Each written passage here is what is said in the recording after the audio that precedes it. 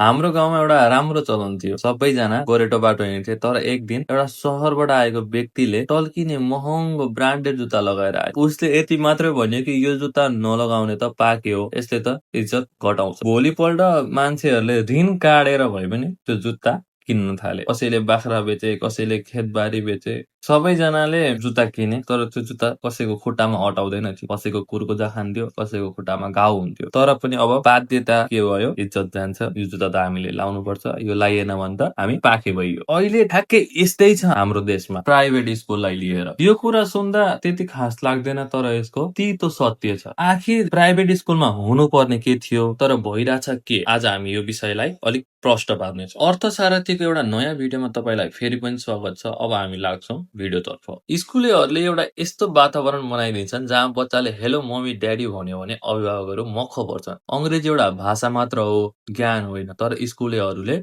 English मिडियमको tag लगाएर यस्तो भान पार्छन् कि सरकारी पढ्नेहरू पाखे हुन् र यहाँ पढ्नेहरू मात्र स्मार्ट हुन्। अंग्रेजीको मोहमा अभिभावकले महँगो फी तिर्न पनि राजी हुन्छ। अब कुरा गरौँ गल्ती। यो कुरामा गल्ती कसको छ त? पहिलो नम्बरमा गल्ती छ राज्यको। यदि सरकारी स्कुलमा राम्रो पढाइ, सफा शौचालय र अंग्रेजीको राम्रो जग भइदिएको भए कुन चाहिँ अभिभावकले आफ्नो आधा कमाई निजी स्कुललाई बुझाउँथे र?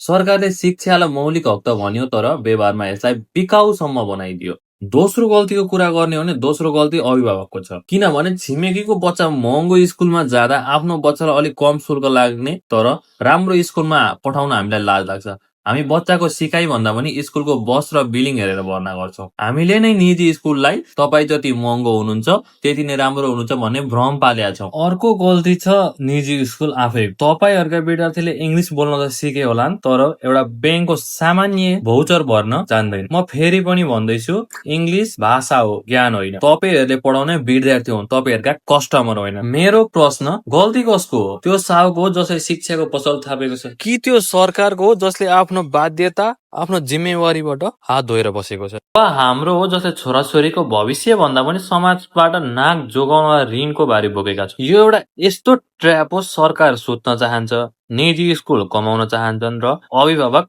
देखाउन चाहन्छन्। यदि अब तपाईहरु चाहनुहुन्छ कि सरकारले गर्नुपर्ने के हो, प्राइभेट स्कुलले गर्नुपर्ने के हो र अभिभावकले गर्नुपर्ने के हो भन्ने कुरा म फेरि पार्ट 2 बनाएर लिएर आउने छु। तपाईको घरमा पनि कोही प्राइभेट स्कुलमा पढ्ने बच्चाबच्ची छन् भने एकचोटि बैंकको भौचर भर्न अवश्य लाउनु होला। आजको लागि यति नै। फेरि भेट्नेछौँ। हेर्दै गर्नु होला अर्थसारथी।